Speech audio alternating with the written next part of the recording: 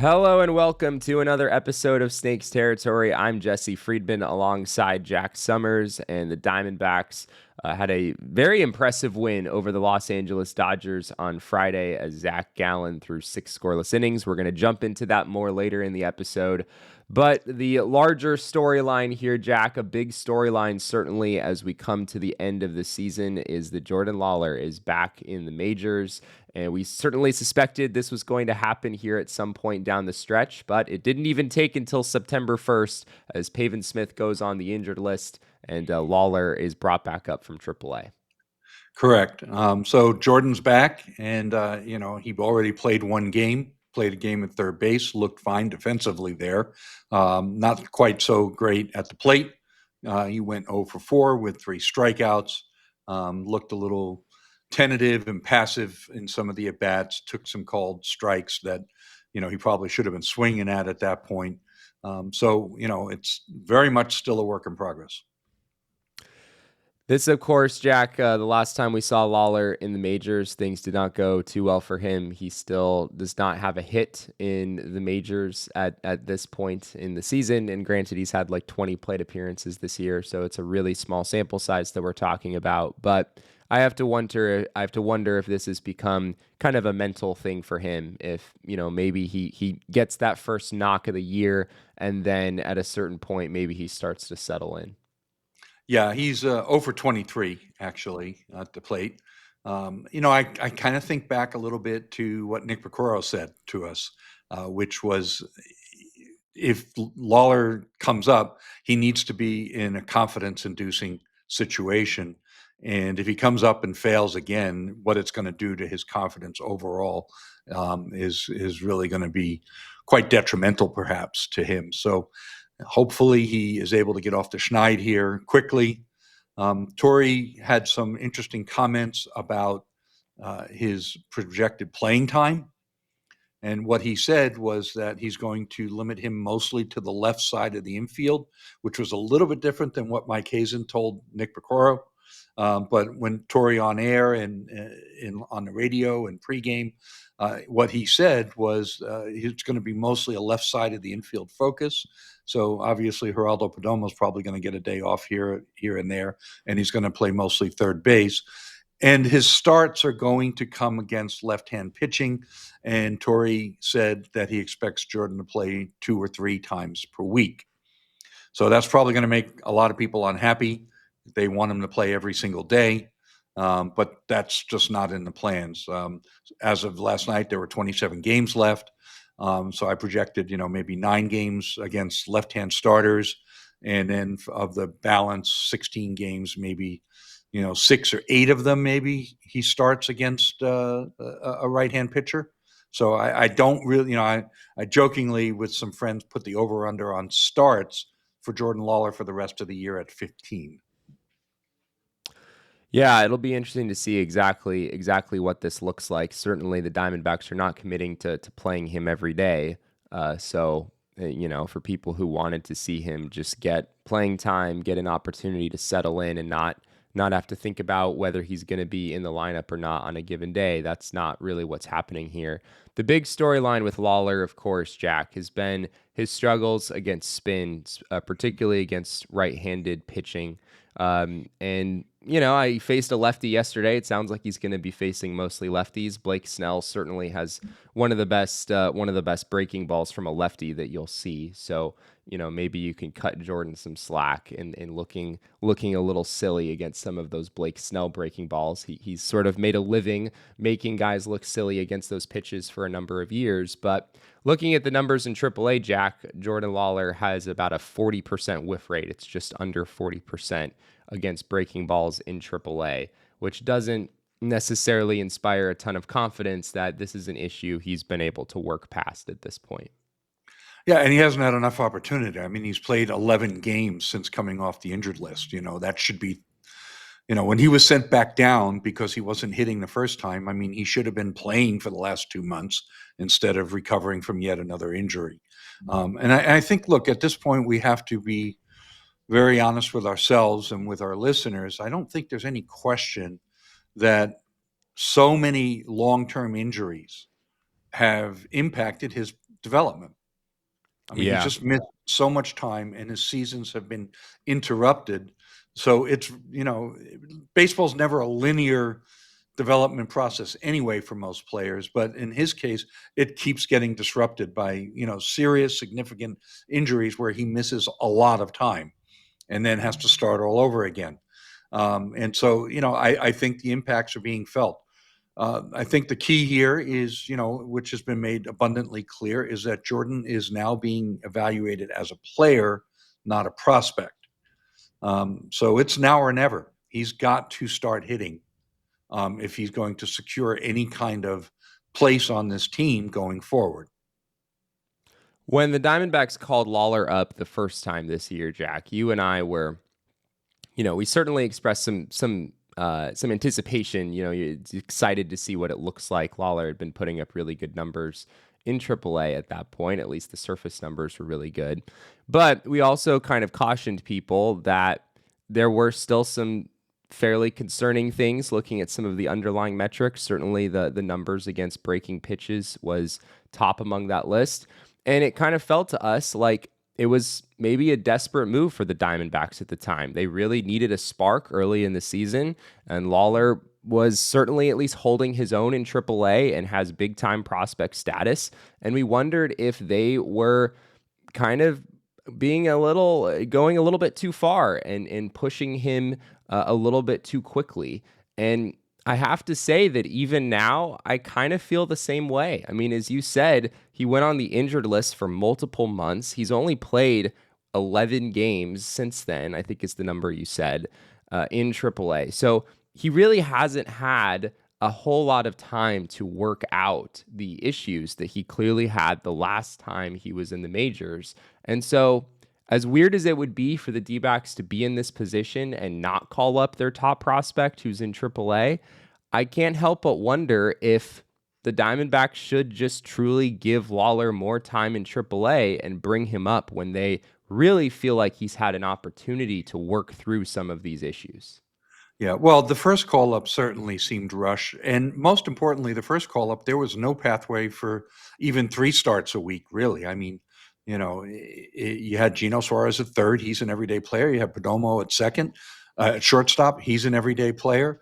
You had Cattell. Yeah, sometimes he takes a seat and, or goes and plays DH. And that's where Jordan got most of his opportunity last time playing second base, where he clearly didn't have enough experience and looked very out of sorts and out of position over at second base. Now, this year in the minors, his playing time has been split around evenly between second, third, and short.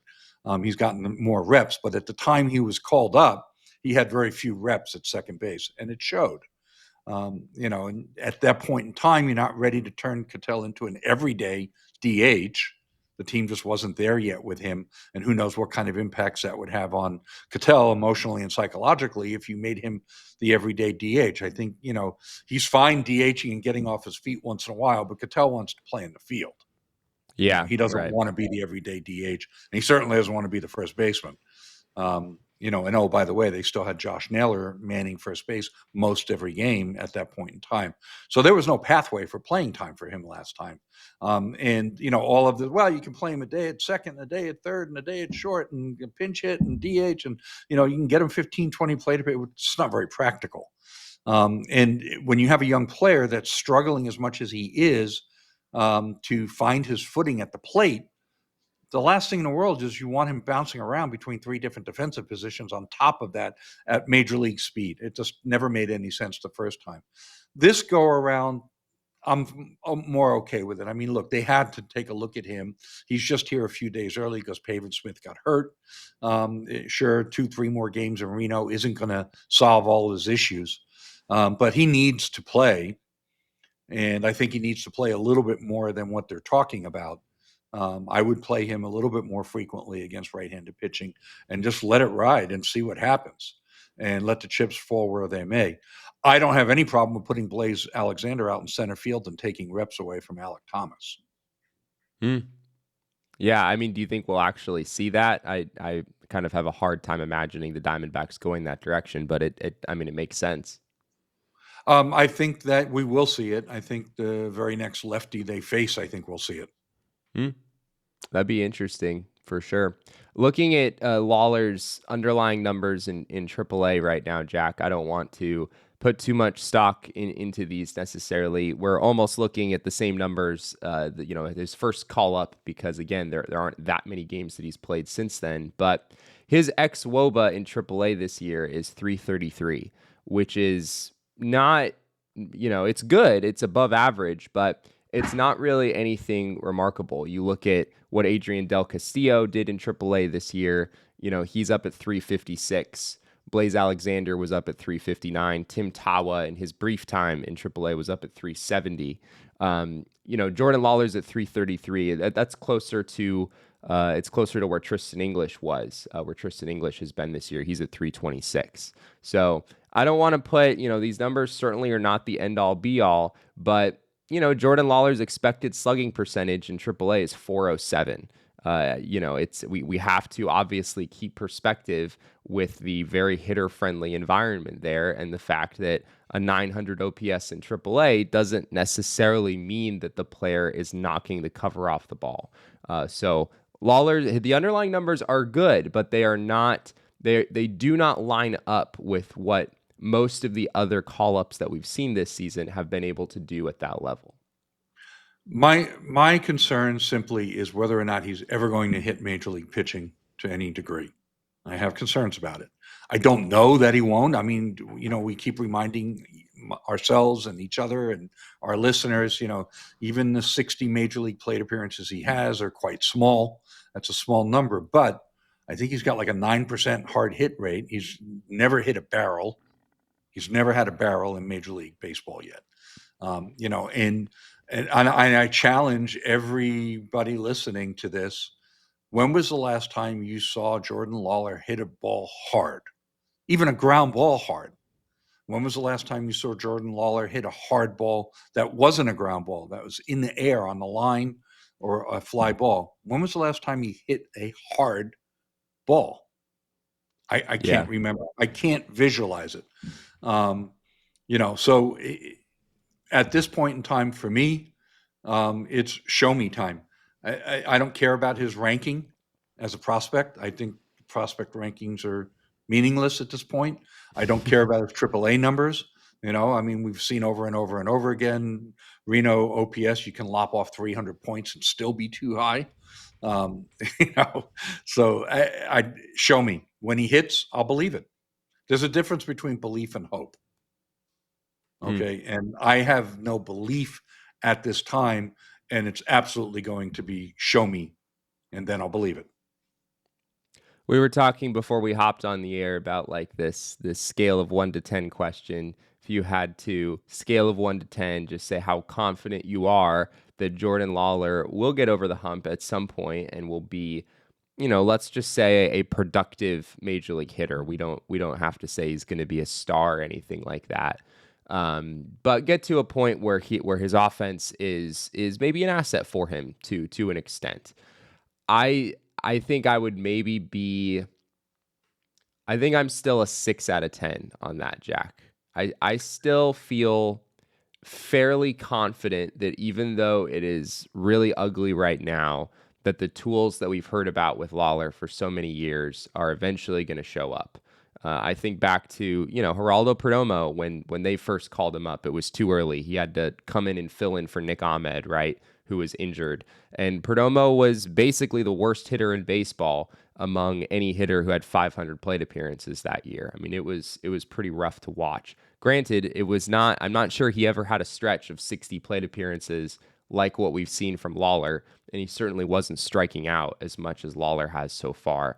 But there are times when great hitters come up and just look completely lost up there. Jackson Holliday certainly did. Mike Trout, I don't know if it was how bad it was, but I know Mike Trout, when he first came up, also struggled for a little while.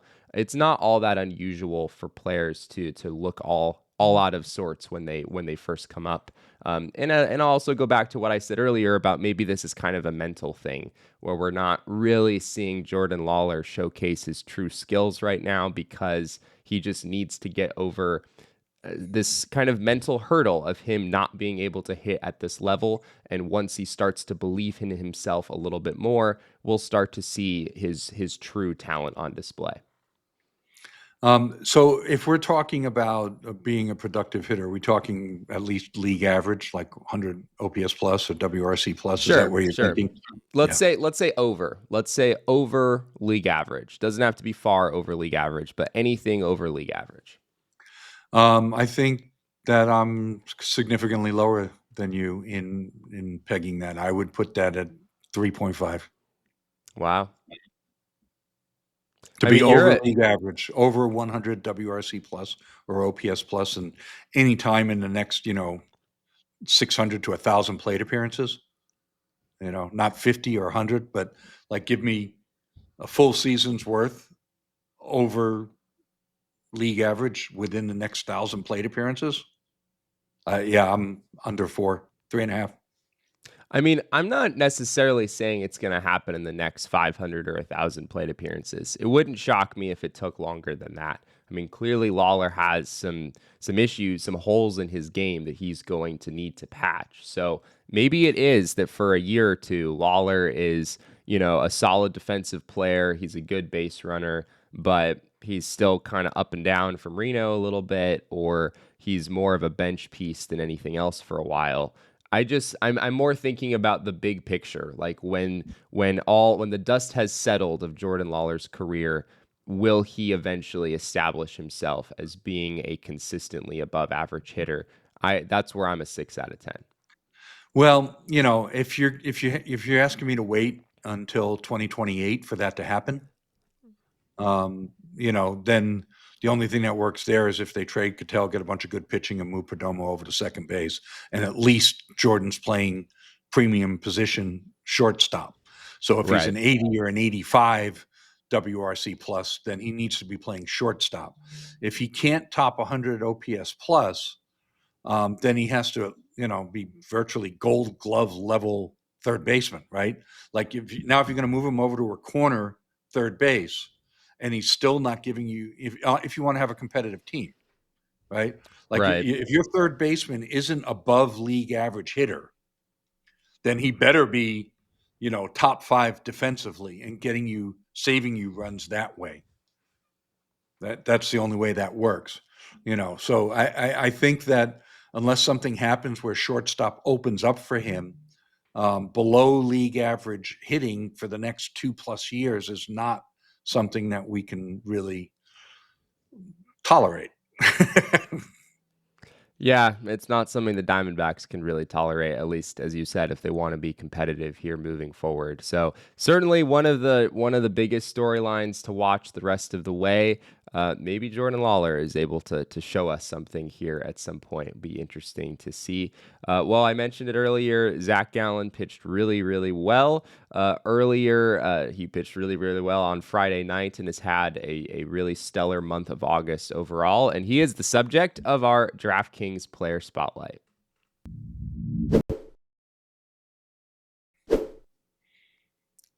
It was 6 innings, Jack, 8 strikeouts. Of course, no runs allowed. We've seen Gallen pitch well at Dodger Stadium from time to time, but this was certainly one of his best that he's ever had there. Yeah, I think Steve Berthume said on the broadcast this was his 14th start against the Dodgers, or he's already started 14 times and he had one win in his column. Wow. Yeah, so I mean, it hasn't been great, but look, he was really, really good last night. I mean, he was aggressive with his fastball. It's just exactly what we've been begging to see. Don't nibble around the zone. Just get after these guys. He had good command of it. He did leave some in the middle that he got away with. He left a few in the middle that got hit hard, but didn't go out of the ballpark. The Marine layer, I don't know what was going on last night, but it seemed like it was a tough night to get the ball out of the park. But I mean, he was really good. And he was aggressive. He was all over them. I mean, this was, to me, it looked like he had really one of his best fastballs he's had all year, if not the best. I think it was an extra tick of velo. He averaged just over 94 with the four-seamer last night. And yeah, it seemed like the pitch had pretty good life as well. Only a couple of whiffs, but a whole bunch of called strikes. He was just pounding the zone with that pitch, getting ahead of hitters. And when Gallen does that, it certainly is has a huge impact on his game.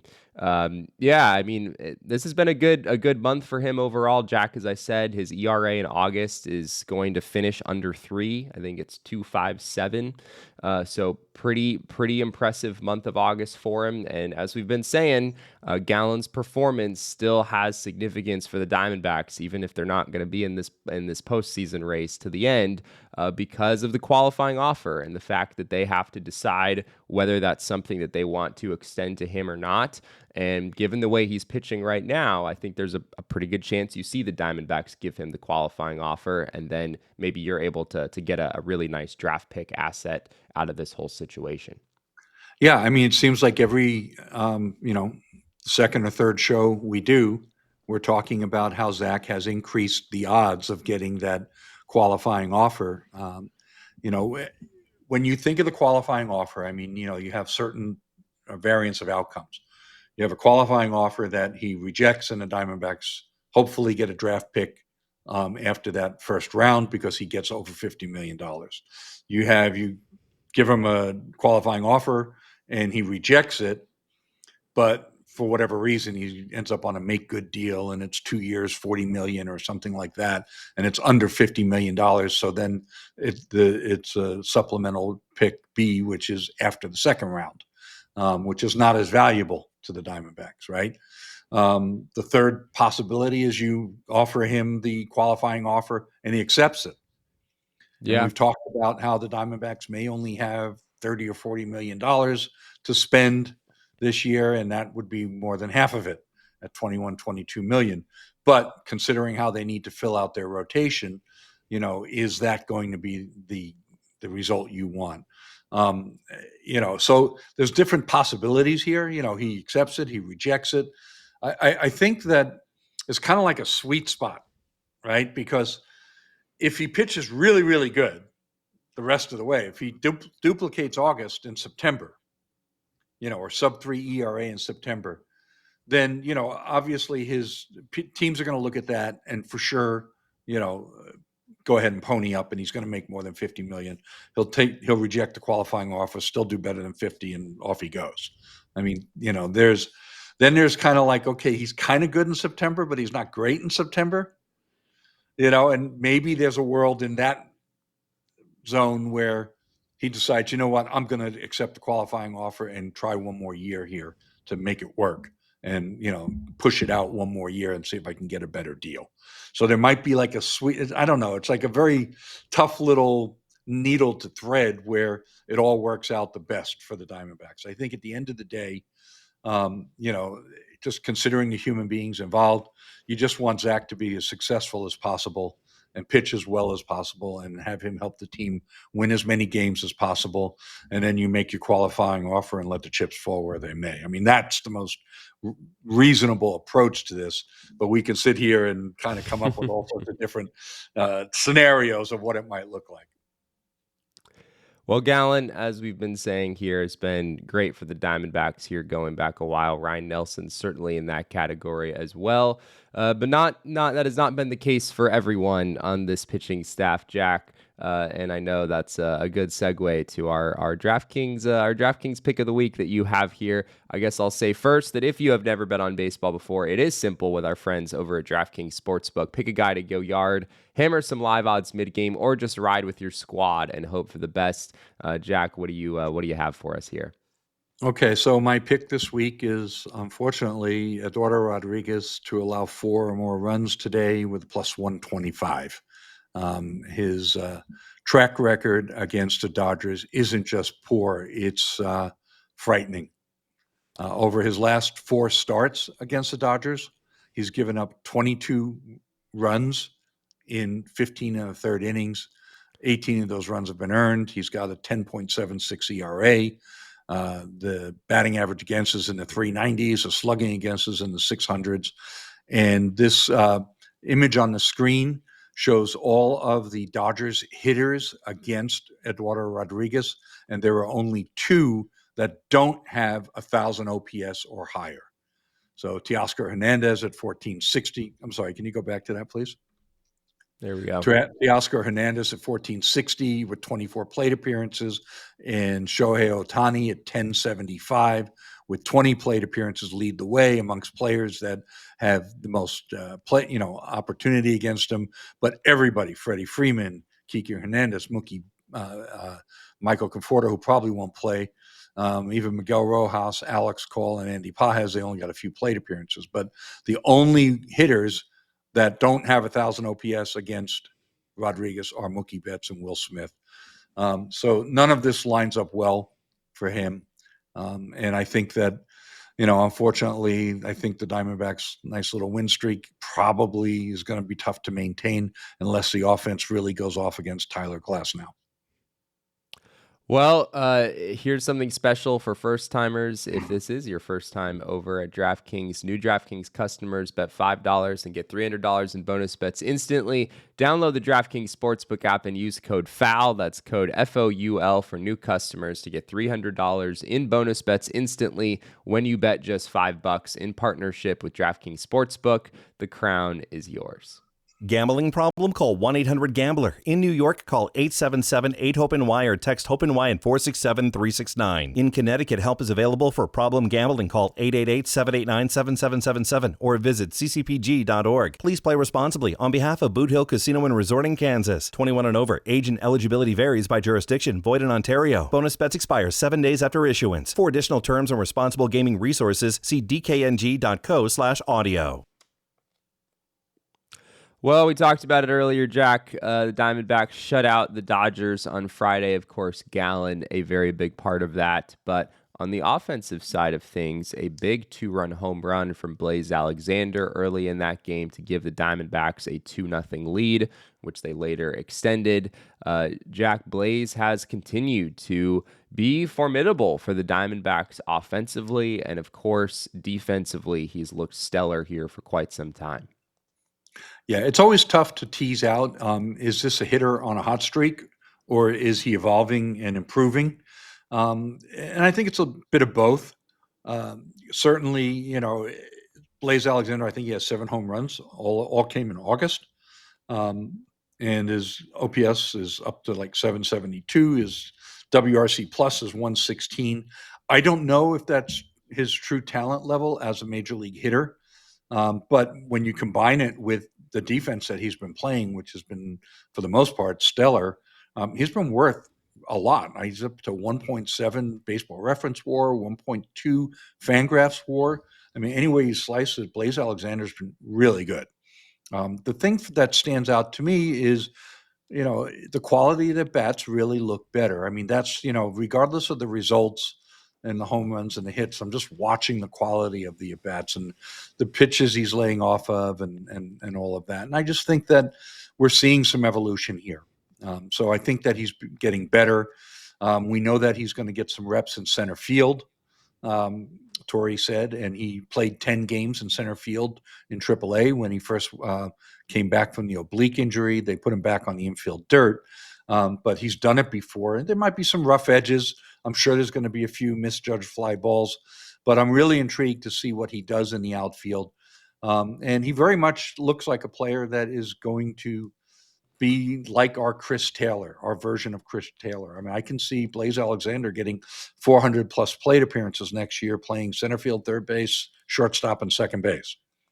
He playing all around, play at least 4 different positions, maybe even 5 or 6, be your super utility guy and get lots of playing time that way. I know you're making a good point that we still need to collect some more information here. We don't know for sure if what we're seeing from Blaze right now is going to be sustainable. But hypothetically, Jack, if it was, Blaze Alexander right now is at 1.2 WAR on Fangraphs. I think you said Baseball Reference, he's at about 1.7. And that's in 49 games. I mean, we're talking about a third of a season where he's, somewhere in the mid-1 range in terms of WAR. I mean, theoretically, if Blaze could be this guy, could be a really good defender who is slightly above average offensively, I mean, that's like a 3 or 4 WAR player pretty comfortably. I mean, pretty similar, frankly, to what Eugenio Suarez has been the past couple of years. Decent on defense, of course, for Gino. The offense was definitely carrying a larger portion of the load there. But we said this when the Diamondbacks first traded Gino, that you might be able to replace Gino in a sense. You're certainly not going to replace who he is in the clubhouse. You're certainly not going to replace, his ability to hit 50 home runs. That's going to be tough.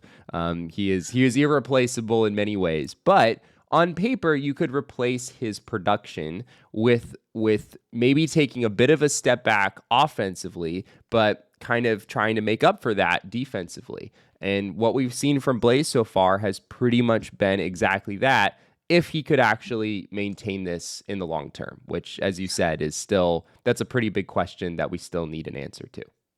I'm laughing. I'm thinking of, replace him in the aggregate. I couldn't help it. Yeah. I had that phrase come to mind too. I just didn't want to say it. So sorry, not trying to steal anybody else's bit. It just, we've been part of it too. So. And I'm not even really talking about replacing him in the aggregate. I mean, if Blaze is able to be this guy, I don't know if he even needs to be a super utility. I mean, maybe Blaze is just your third baseman for the foreseeable future. He certainly has the arm for it. That's for sure.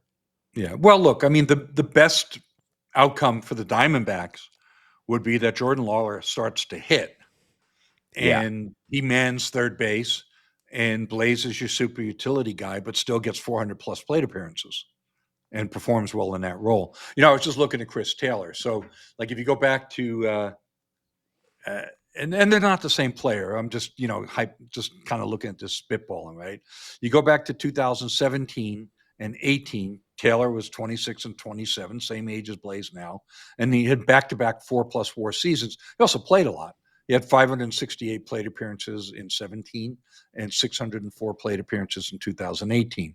Then from 2019 through 2023, he wasn't quite as good, but he still got a lot of plate appearances. He averaged 409, and he put up 1.6 WAR. So per 162, that was 2.3 WAR. His OPS plus was 104.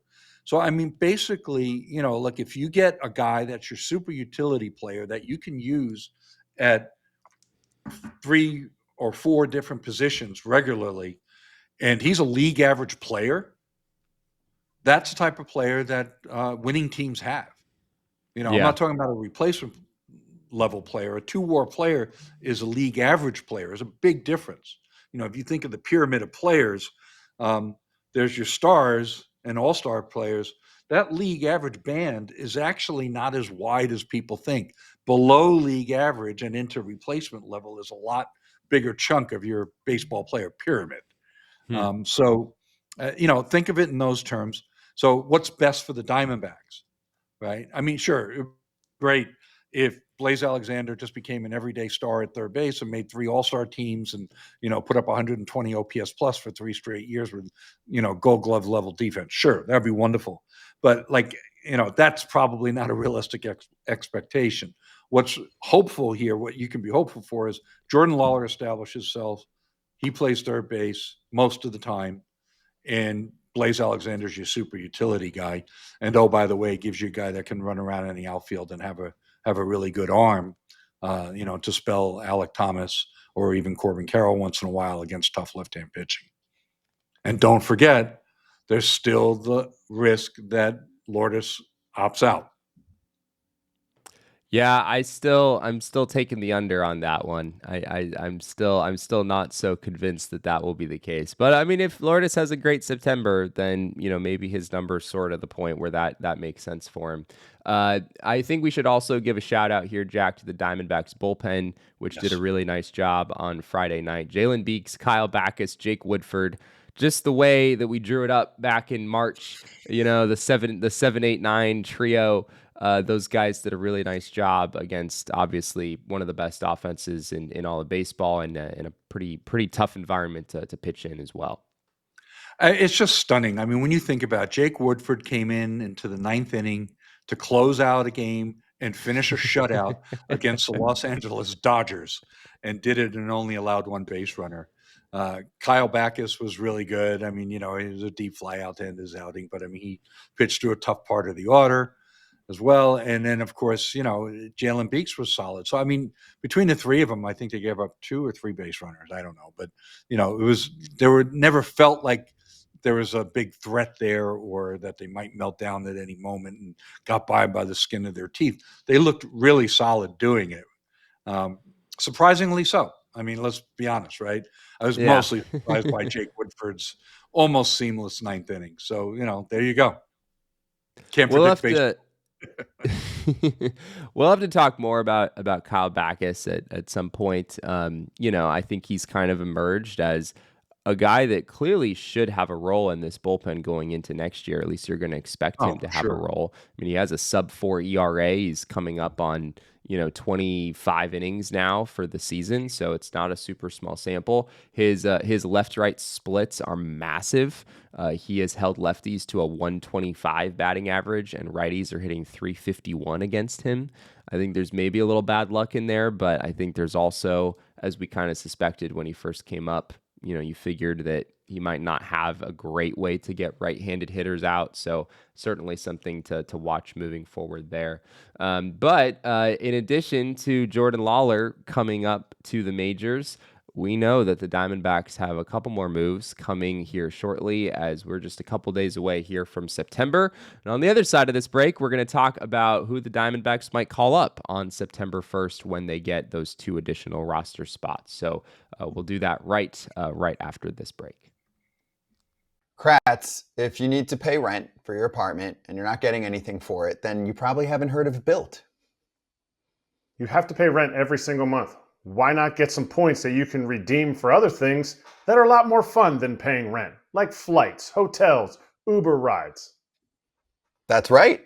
And it doesn't stop there. Built is about making your entire neighborhood more rewarding. You can dine at your favorite local restaurants, and you can earn additional points with VIP treatment at certain fitness studios. And you can also enjoy exclusive experiences that are just for Built members. They announce them every month. Built is turning a monthly expense into an opportunity to earn rewards and discover the best that your neighborhood has to offer. Your rent is finally working for you, and you can earn points on rent and around your neighborhood wherever you call home by going to joinbuilt.com/foul. That's joinbilt.com/FOUL. Make sure to use our URL so they know that FT sent you. Get after it. Well, Jack, it's not the September call-ups of a few years ago when it felt like basically your entire AAA roster just came to the big leagues all at once. But the D-backs will get 2 additional roster spots here in a couple days. I know Ryan Thompson appears to be nearing return from injury, so it feels like maybe he could get one of those roster spots. But who's in your head as maybe an option on the position player side? Well, it really depends, obviously, if there's any other injuries lurking. We'll talk about that in a moment. But there aren't many options on the 40-man roster. I mean, they don't need another infielder. So Connor Kaiser's not coming back. I think it's probably going to end up being Jorge Barrosa again. Yeah. Unless they make a 40-man roster move, in which case, then you got to DFA Eldemar Vargas. You got to take somebody off the 40-man. Or maybe there's a pitcher that they don't need on the 40-man that's still, in the minors or whatever. But I don't think they want to make a 40-man roster move at this point. So I think that, do they want to bring up Tommy Troy or Ivan Melendez, or any of those guys? That all requires a 40-man roster move. Now, Melendez is a little intriguing because of how badly Tyler Locklear is struggling. And so that's a conversation to have. Whatever faults Melendez may have with his swing and miss, he's having a pretty good year, and he certainly can't do any worse than what Locklear is doing. But the team seems pretty committed to seeing if Locklear can fight his way out of this. And quite frankly, it's pretty important to find out if he can. My guess is we see Ryan Thompson. He pitched last night, pitched Friday night, looked, another scoreless inning. He's ready to go. So I think you'll see Ryan Thompson brought up September 1st or 2nd. And then I think that you'll probably see Jorge Barrosa because they don't need any more infielders at this moment. unless they make that 40-man roster move. On the injury front, last night, Torrey said that James McCann is dealing with lower back tightness. So actually, during the ad break, I was double checking my phone because this is late Saturday morning as we're recording, and to see if there were any roster moves announced yet. There are not. I have no idea if that's a serious injury or just another day off. Maybe he'll catch tomorrow. I mean, that's the main thing is I think Gabby can go one more game today. But then, he wouldn't be able to catch the day game tomorrow. So, we'll go from there. You still have Adrian Del Castillo on the roster, so he could catch as well. So they don't have to make a roster move with McCann if it's not a serious back issue. If something, if he's got some kind of strain or, he goes and has imaging or something, then that's a different story. We should mention, I don't know if we've talked about on the show, that Jose Herrera is still in the organization. The Diamondbacks designated him for assignment, but he's back in AAA. So maybe Jose Herrera winds up coming back to the Diamondbacks on September 1st. We'll see how the chips fall there. But that is everything we have for this Saturday edition of Snakes Territory. We really appreciate all of you being with us. As always, be sure to like this video and subscribe to the channel if you're joining us here on YouTube. Drop a comment as well. We love to hear from you. And if you're joining us on an audio-only platform, we really love it if you'd leave us a rating and review. Shout out to several of you who've left us reviews over on Apple Podcasts here in the last few days. We really, really appreciate that. You can find us over on social media. I am at Jesse N. Friedman. Jack is at ShoeWizard59, and our show is at Snakes Territory. Jack, of course, does great work covering the D-backs over at si.com/MLB/Diamondbacks. Jack, you have like this confused look on your face right now. I just realized you're not wearing a foul territory hat. What's that on your head? Yeah. I'm wearing what we call a prototype here, Jack. I'm wearing a Snakes Territory. Sorry, I'm moving away from the mic. People probably can't hear me. This is a Snakes Territory hat. This is something that is not yet available over at snakesterritoryshop.com, but there are rumors that maybe it will be available soon. Jack, as you guys can tell, is jealous of me. I was the recipient of the prototype. They didn't send one his way. So, but yes, we have a lot of great merch available over at snakesterritoryshop.com. Including potentially this hat that I'm wearing here before too long. I'm not going to lie, we've got some great logos in the Foul Territory Network. I kind of think our Snakes Territory logo is the best one. I've heard that other people around feel the same way. So once this hat becomes available, hopefully we have it for you soon. Be sure to jump on that for sure. Well, thanks again to all of you for being with us. We really appreciate your time, and we'll be back with another episode of Snakes Territory very, very soon.